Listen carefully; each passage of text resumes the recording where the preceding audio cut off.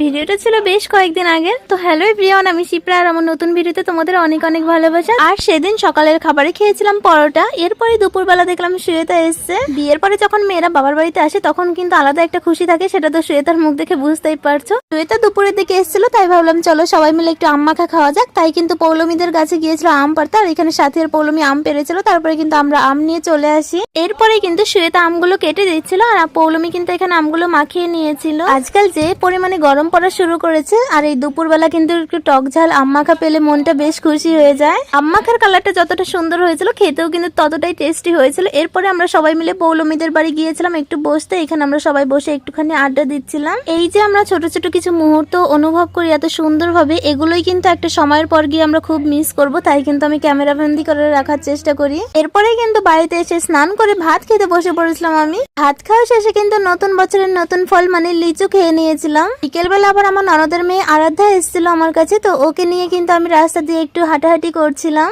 এরপরে কিন্তু বিকেলবেলা ঘটি গরম বেলা এসেছিল আমাদের পাড়ায়, তো সেখান থেকে আমার হাজবেন্ড রেখেছিল সবার জন্য, তো আমাকেও দিয়েছিল।